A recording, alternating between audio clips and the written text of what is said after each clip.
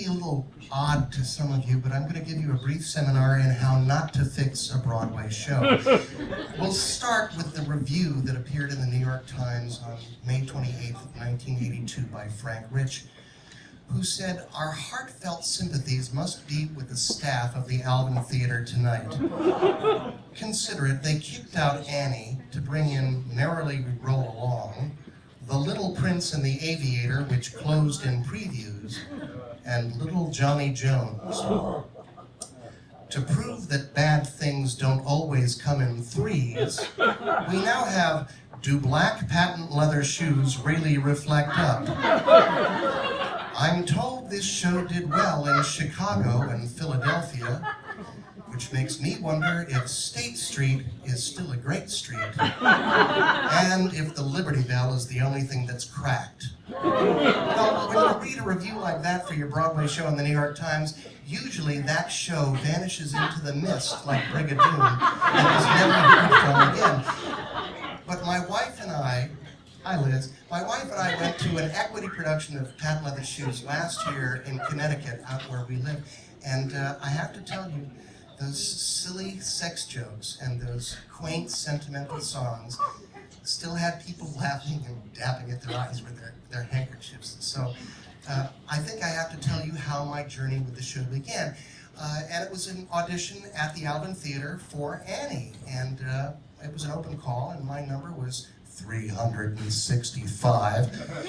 So sometime around 3 o'clock, they called my number, and I came in through the stage door, and down left there was a rehearsal canvas. And all the way stage right was the imposing casting director, Peter Serighetti, sitting at a table, and between us was the Annie treadmill. I was in sneakers, but I figured I had to do something to make them remember me, so I did a tap dance on the treadmill in the sneakers, which carried the sound to the auditioner. And when I finished the tap dance, much to my surprise, the kids in the wings broke into a spontaneous round of applause, which doesn't happen all the time.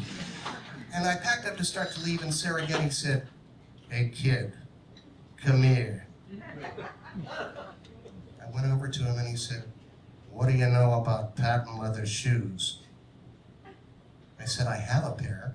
And so my journey began, and the next thing I knew, I was in an old vaudeville house in the outskirts of Detroit, where I was sharing a condominium with my dear old-time friend, my collaborator, my arranger, my musical director and conductor, an award-winning arranger and orchestrator. Please say hi to Larry Hochman.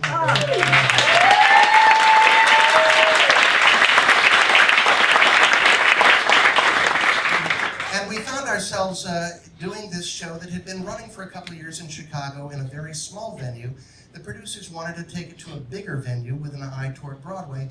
And in the outskirts of Detroit, we played a bigger show, and it still got big laughs and had people dabbing their eyes at the sentimental songs. And so a Broadway company was put together for Philadelphia, but when we were out in Philadelphia with what I think was an excellent show, really, the producers brought in the Broadway expert. Now, this silly little show that derived most of its humor from the sexual frustration of kids in the Catholic school system took one look at the show, and he knew what the problem with the show was. We had to get rid of all of those sex jokes. Well, this was particularly bad for me because my part was one big sex joke. And particularly with regard to my song, which was about trying to get your girlfriend to have sex with you after the prom, I was in a very bad way. And after they had cut out all of the sex jokes in the show, the running time literally went from 2 hours and 40 minutes to 1 hour 35 minutes. It sounds like you did a 10-minute ballet. Well, come on up here. Up the space. That's what we actually did. We cut your number, as you know. I was thrilled about it, yeah. Don had this great number, so the rest, involving the rest of the guys.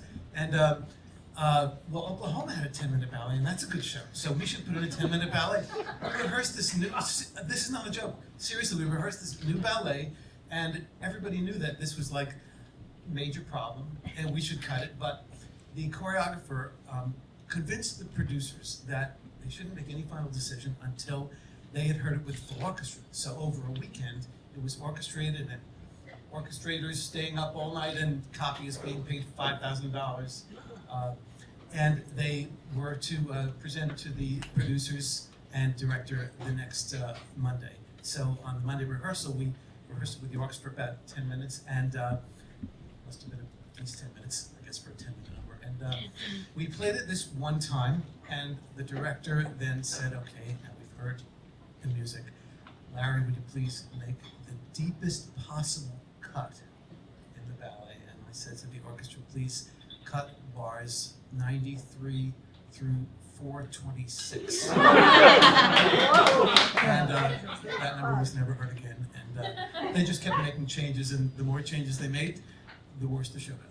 Well, as for my number, the one that was replaced was supposed to take place at a church bazaar, and there was a photo booth with costume pieces. And whatever the costume piece the kid in question got would dictate what solo dance they would get. And I got an Uncle Sam hat, and I got to do a little tap dance. Well, you know, when we got to the Alvin Theater and we did the number the first time, the only one of the solo dances that got a round of applause after it was the tap dance. So the Broadway expert knew what had to be done. All of the solo dances had to go away. And they kept changing this number and changing it right up until half hour on opening night. And there I was, giving my Broadway debut on May 27, 1982, on the stage of the Alvin Theater, doing what used to be my number. And in the middle of it, I suddenly realized I didn't remember what came next. Now, in moments such as these, a dancer can sometimes telepathically pick up where you are in the number from the other dancers. I looked at the other 7 kids. They all had the same deer in headlights look. Nobody knew where we were. We limped to the end of the number, Mad Barbers and Drag Queens, yeah! And I looked across the orchestra pit into the house of the Alvin Theater, and it was that moment in the 1969 movie The Producers at the end of Springtime for Hitler, where one person starts to applaud and the people around him beat him up. Except for the fact that nobody applauded. Well, we closed a few days later, and I was sure we would never hear of Patent Leather Shoes again. But 2 years later, John Powers, the fellow who wrote the libretto and the books that the show was based on, a lovely guy that we lost a couple of years ago, but he was a dear friend. John called me up and he said, we're going to put the show back together. We're going to take it back to Philadelphia the way it was before Broadway, before the Broadway expert fixed it. Well, I didn't think it would fly, but I needed the money, and it was a production contract, so I went back to Philly, and we were a big hit all over again. I did 400 performances of the show before Broadway, and I did another 400 performances of the show after Broadway, all on a Broadway contract. And that's why crazy people like Jennifer Ashley Tepper are still talking about Patent Leather Shoes 35 years after it flopped. So I was thinking, you know, gosh, wouldn't it be great if I didn't have this arthritic hip? And wouldn't it be great if there was a way to find that little tap arrangement from 34 years ago that was cut? But actually, you know, I have the manuscript right here.